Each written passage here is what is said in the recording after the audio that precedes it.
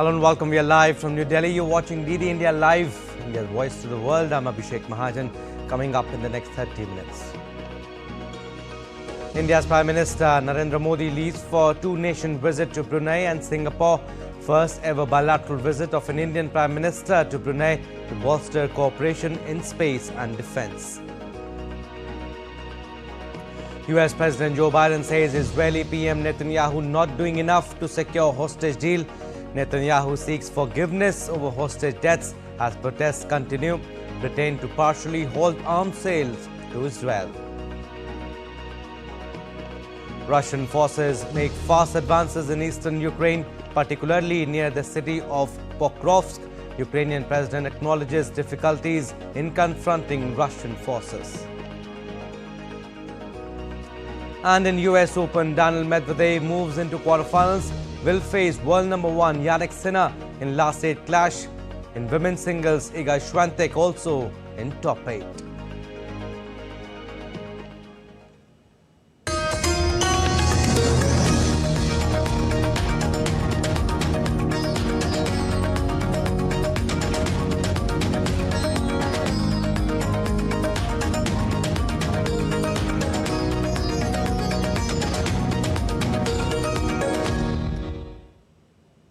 News in detail now. India's Prime Minister Narendra Modi has embarked for Brunei during his two-nation visit to Southeast Asia. In his departure statement, PM Modi said, and I quote him, "Today I'm embarking on a first ever bilateral visit to Brunei Darussalam. As we celebrate the 40 years of our diplomatic relations, I look forward to my meetings with Sultan Haji Hassan Al Bolkiah and other esteemed members of the royal family to advance our historical relationship to new heights." From Brunei, I will travel to Singapore on 4th September. I look forward to the opportunity to meet President Tharman Shanmugaratnam, Prime Minister Lawrence Wong, Senior Minister Lee Hsien Loong and Emeritus Senior Minister Goh Chok Tong. I will also meet with leaders of Singapore's vibrant business community. I look forward to my discussions to deepen our strategic partnership with Singapore, particularly in new and emerging areas of advanced manufacturing, digitalization and sustainable development. Both countries are important partners in our Act East policy and the Indo-Pacific vision. I'm confident that my visits would further strengthen our partnership with Brunei, Singapore and the larger ASEAN region. And DD India correspondent Mudmun Bhattacharya reports from its capital city, Bandar Seri Begawan, on what to expect from the visit. Prime Minister Narendra Modi will be visiting Brunei Darussalam, a tiny state situated on the northern coast of the island of Borneo along the South China Sea, starting Tuesday. This visit is going to be significant because it's going to be the first ever bilateral visit of an Indian Prime Minister to Brunei Darussalam. The relationship between India and Brunei has steadily evolved, with defense cooperation being a key component. The exchange of naval visits and the participation of Bruneian nationals in various capacity building courses in India underscore the growing defense and educational ties between the two countries. Trade relationship is important, especially in the context of India's energy security, because every year India imports crude oil worth $500 to $600 million from Brunei Darussalam, which is rich in oil and gas reserves. Both sides also cooperate in space and health sectors and promote people-to-people exchanges. The presence of a vibrant Indian diaspora in Brunei, particularly in the oil and gas industries, construction and healthcare sectors, further strengthens the bilateral relationship. Ties between the two countries are important even from a regional perspective. Brunei Darussalam was the country coordinator for India in ASEAN for 3 years, from July 2012 to June 2015, and played an important role in bringing India closer to ASEAN. As India continues to implement its Act East policy, Prime Minister Narendra Modi's visit to Brunei Darussalam is expected to reinforce India's strategic footprint in the Southeast Asian region, fostering greater cooperation in key sectors and also paving the way for a more integrated and prosperous Indo-Pacific region. With cameraman Kumar Datta, this is Munmun Bhattacharya from Brunei Darussalam for DD India. And Brunei has over 14,000 strong community. India's PM Modi will be visiting Brunei, where Indian community will welcome him. DD India's Munmun Bhattacharya reports. Prime Minister Narendra Modi is set to arrive in Brunei Darussalam on a two-day visit on the 3rd and 4th of September, and members of the Indian diaspora as well as representatives of various Indian associations here are very excited ahead of the Prime Minister's visit. Let's talk to them about what they feel about the visit. How excited are you, sir? We are too excited to receive Mr. Prime Minister, our Prime Minister Narendra Modi ji. We are eagerly waiting for his landing in Brunei tomorrow.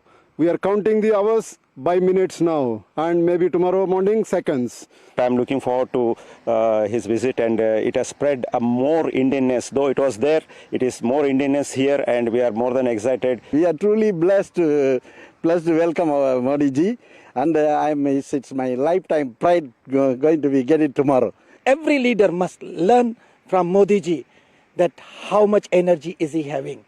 Sincere leader, sincerity, everyone must learn from him. He has not actually accumulated anything, only the country peoples. The Indian community is extremely excited ahead of Prime Minister Narendra Modi's arrival in Brunei Darussalam. They're looking forward to getting a glimpse of him as soon as he arrives here. With cameraman Ankit, this is Munmun Bhattacharya from Brunei Darussalam for DD India. And after Brunei Darussalam, Prime Minister Modi will be visiting Singapore, which is being seen as a historic one and is likely to strengthen the relations between the two strategic allies. DD India's Akshay Dongre spoke with Indian High Commissioner in Singapore, Dr. Shilpak Ambule, on the upcoming visit of Prime Minister Narendra Modi. This is PM Modi's 6th visit to the Southeast Asian nation. Prime Minister Narendra Modi is visiting Singapore, which is going to be his 5th visit. The last 4 visits were in his first term, and the last visit took place in 2018. Even in Singapore, a new government has taken over. Prime Minister Lawrence Wong has taken over the Prime Minister's office in the month of May. And this is in many ways a historic visit by the Indian PM. And to give more details about it, we have with us His Excellency Dr. Shilpak Ambule, the High Commissioner of India to Singapore. Sir, thank you so much for speaking with us. Can we get more details about this upcoming visit? It's a very important and a historic visit. It's Prime Minister's 5th visit, as you rightly mentioned. Now, a visit very early on in his 3rd term is really, really historic because Prime Minister Lawrence Wong also has taken office in May, and a meeting between two prime ministers very early on in their respective tenures will set the course for our bilateral relationship in the next decade or so. It's also the 10th year of our strategic partnership.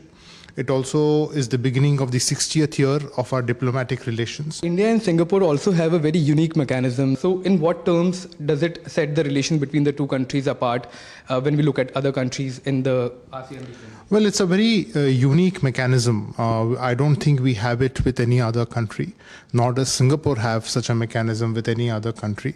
It started in the first meeting of the ISMR, started in September of 2022.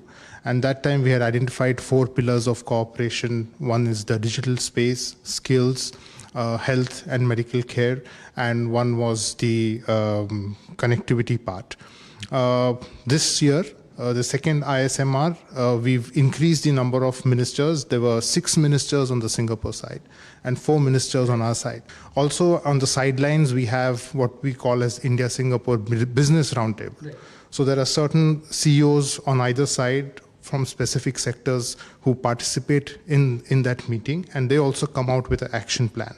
So the areas of cooperation which we have identified in advanced manufacturing, sustainability, green growth, green hydrogen. Prime Minister, soon after coming to power, focused on Act East policy. In fact, he announced the successor of Look East policy. So where do we find Singapore in this vision? Well, it's almost 10 years now of our Act East policy as well. And Singapore has played a very, very crucial role, not only in the implementation of the Act East policy, but our engagement with ASEAN and our Indo-Pacific policy and its implementation. Singapore has a very crucial role to play. As you see, Singapore is very well connected within ASEAN. Singapore has been our ASEAN coordinator for the last 3 years, during which we elevated our India-ASEAN strategic partnership to comprehensive strategic partnership. Thank you so much, sir. With camera person SP Dubey, Akshay Dongre, DD India. And in Kolkata, the anti-corruption branch of India's Central Bureau of Investigation has arrested Dr. Sandeep Ghosh, the former principal of RG Kar Medical College, along with 3 others, over alleged corruption and financial misconduct at Eastern India's RG Kar Medical College and Hospital. Dr. Ghosh was under investigation for alleged corruption and financial irregularities at the college and hospital following a directive from a single bench of the Calcutta High Court, which ordered the CBI to probe the matter. In addition to Dr. Ghosh, 2 vendors, Biplav Singha and Suman Hazara, as well as Afsar Ali, the additional security to Dr. Ghosh, have been arrested. On August 24th, following the orders of the Calcutta High Court, an official FIR was registered by the CBI against Ghosh on the alleged corruption case. An unprecedented rainfall and floods in the Indian states of Telangana and Andhra Pradesh over the past 3 days battered lives. Rescue and relief operations have been intensified as agencies work to manage the situation, and the chief ministers of the 2 states stepped up efforts to tackle the situation. The India Met Department has predicted more rainfall in some parts of both the states on Tuesday. In Telangana, incessant rainfall caused inundation of low-lying areas, damage to agricultural crops and disruption of the state's rail and road links with neighbouring Andhra Pradesh.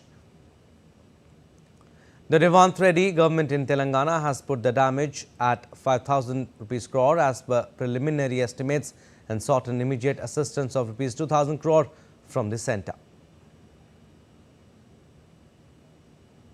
Ek Ped Maa Ke Naam campaign gains a nationwide momentum.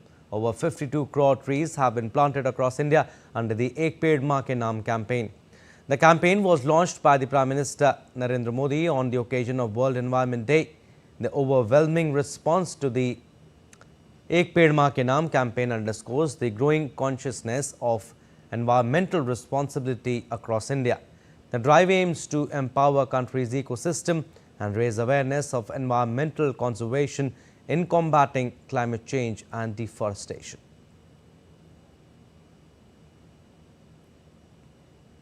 Now let's take a look at other stories making news today.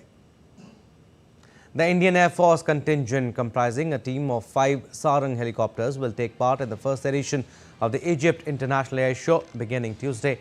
The team will be flying the ALH Mk1 variant, a testament to India's commitment to self-reliance and technological advancement. The Ministry of Information and Broadcasting has summoned the content head of OTT platform Netflix, Monica Shergill, over the series IC-814, the Kandahar hijack, which has triggered a row on social media over the depiction of the hijackers. The Ministry of I&B directed Shergill to appear before it on Tuesday to explain the allegedly contentious aspects of the web series. Wolves continue to unleash terror in Uttar Pradesh Bharaj district as a 5-year-old girl was attacked by a wolf late at night on Monday. The girl was sent to Community Health Center Mahasi, where her treatment is underway. The villagers became alert due to a repeated attack of the wolf. The Uttar Pradesh Police and the Forest Department are continuing their search for 2 wolves under Operation Bhedia in Bharaj district.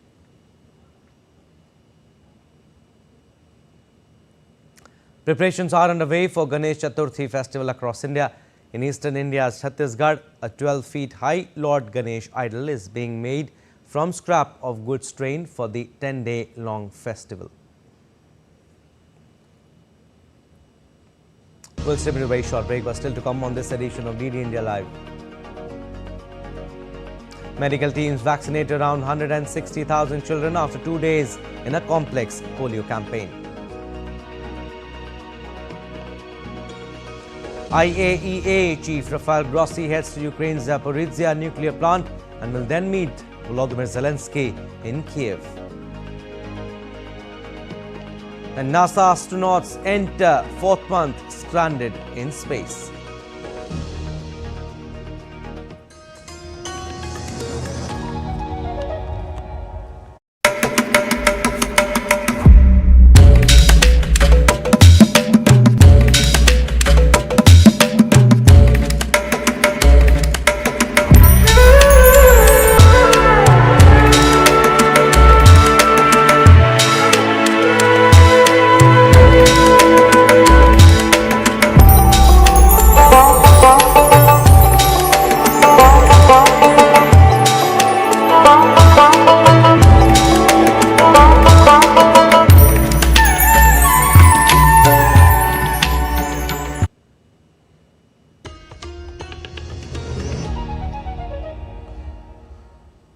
Welcome back. You're watching Indeed India Live. I'm Abhishek Mahajan. Updates related to Gaza conflict now. Intense street protest over Prime Minister Netanyahu's handling of ceasefire negotiations entered a second night in Israel. Israeli protesters took to the streets for a second day on Monday, and the largest trade union launched a general strike after the bodies of 6 people held in Gaza were returned to Israel. The latest demonstrations come after hundreds of thousands of people took to the streets in protests across the country on Sunday, with some demonstrators blocking a major highway in Tel Aviv. Many wore Israeli flags and hung yellow ribbons, a symbol of solidarity with the hostages, from a bridge overlooking the Ayalon highway.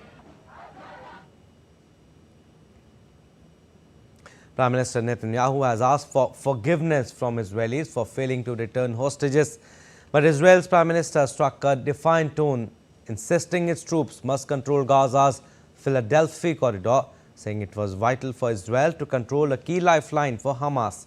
Strategically important strip of land has been a sticking point in negotiations with Hamas. Israeli troops have uncovered dozens of tunnels they say have been used to smuggle weapons and ammunition into Gaza. The pressure internationally must be directed at these killers, at Hamas, not at Israel.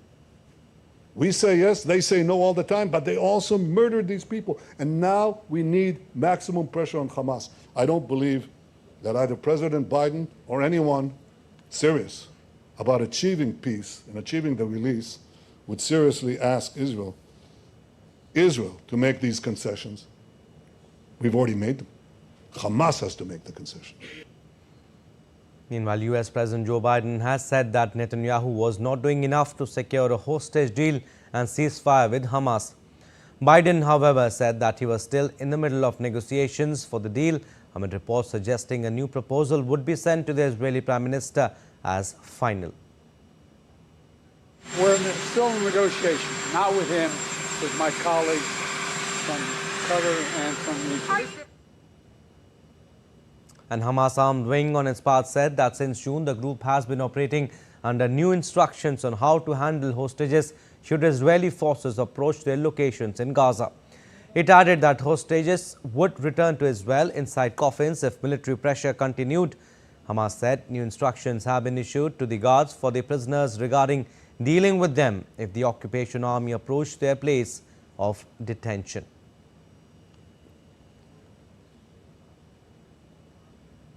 And the pressure also mounted internationally on Israel as the UK suspended some arms sales to Israel, citing a risk of equipment being used to violate international law.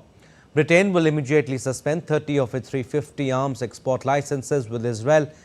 UK Foreign Minister David Lammy said the decision did not amount to a blanket ban or an arms embargo, but only involved those that could be used in the ongoing conflict.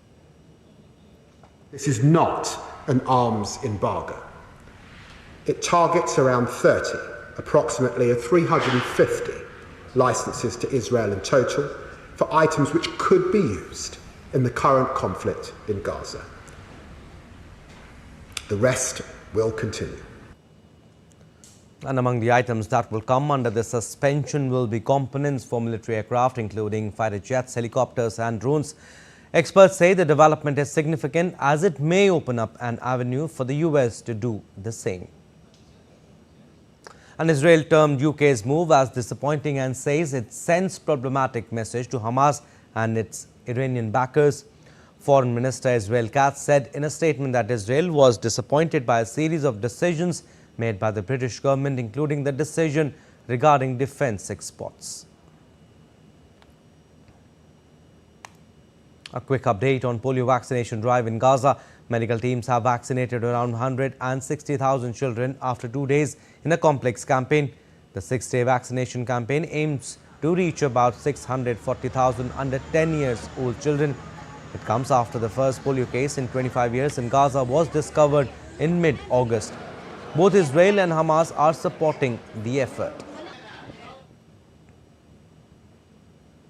Updates now on Russia-Ukraine conflict. Russian forces are advancing faster in eastern Ukraine, taking several square kilometers per day on Monday. Russian forces have been advancing in eastern Ukraine despite a Ukrainian incursion into Russia's southern Kursk region.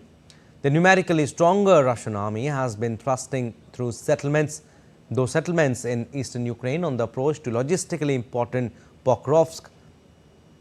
While Ukrainian President Volodymyr Zelensky acknowledged the difficulties in east, but said Russia's military had made no further advances in the past 2 days. And Russian President Vladimir Putin is in Mongolia for a 2-day state visit on Monday. Putin will likely focus on talks on a new gas pipeline connecting Russia and China. Russia has been in talks for years about building the pipeline to carry 50 billion cubic meters of natural gas a year from its Yamal region to China via Mongolia. Putin will also participate in World War II memorial event and will meet Mongolia's president and other officials of the country.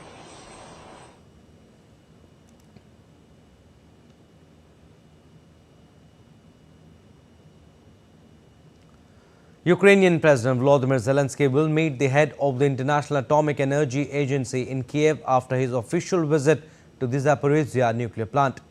In a post on social media X, the nuclear watchdog Rafael Grossi said that he is visiting the nuclear plant and will continue to assist and help prevent a nuclear accident.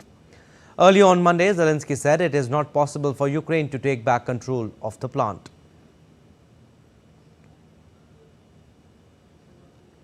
Now let's take a look at other stories making news around the world.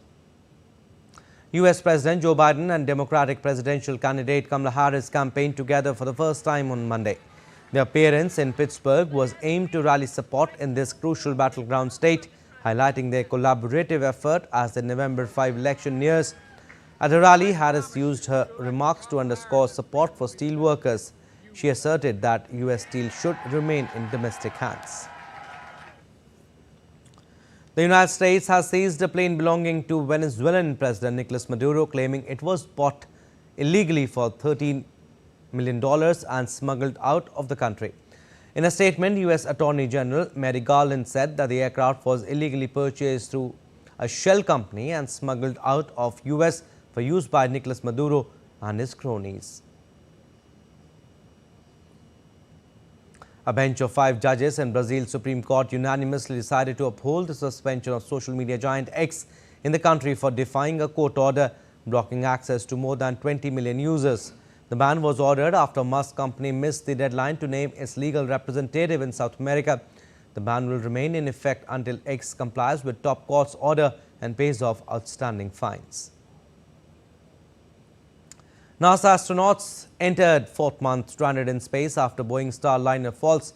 The Boeing Starliner carrying NASA astronauts Sunita Williams and Butch Wilmore launched from Florida on 5th of June for an intended 8-day mission on the International Space Station. After several short-term delays, NASA announced late August that the crew is now scheduled to return to Earth in SpaceX capsule in early 2025. All right, US Open now. Iga Swiatek swept past Lyudmila Samsonova 6-4, 6-1 to reach the quarterfinals at the US Open on Monday as the top seed continued her flawless run through the Flushing Meadows draw. Swiatek is now the only former women's champion still standing, and in her 100th Grand Slam match, the 23-year-old lost only 4 points on her first serve. Meanwhile, 5th seed Daniil Medvedev brushed aside unseeded Nuno Borges 6-0, 6-1, 6-3 to advance to the quarterfinals of the US Open with an utterly dominant display. Medvedev will be up against world number 1 Yannick Sinner in the quarterfinal clash on Wednesday. And day 5 of Paris 2024 Paralympics ended on a high note for India, with sportspersons winning 8 medals. With this, India now stands at 15th position on the medal tally with 3 gold medals, 5 silver and 7 bronze. Indian President Draupadi Murmu congratulated the para contingent for the exceptional feat on day 5. She said, and I quote her, "I convey my heartiest congratulations to the young Nityashree on adding to the celebrations with her bronze medal in women's singles badminton event, India's 5th badminton medal on the same day. She has won a medal in her debut Paralympics with her talent, hard work and dedication. My best wishes to her for a very bright future." Unquote. Well, that's all for this edition of DD India Live, but do let us know your thoughts on the news of the day. For those on the go, you can get all the latest news and updates from India and across the world on DD India mobile app. The app is available on both Android and iOS. Scan the QR code on the screen to download now. And we'll be back with more news as it breaks here on DD India. I'm Abhishek. From all of us here in Delhi, thanks for watching DD India Live.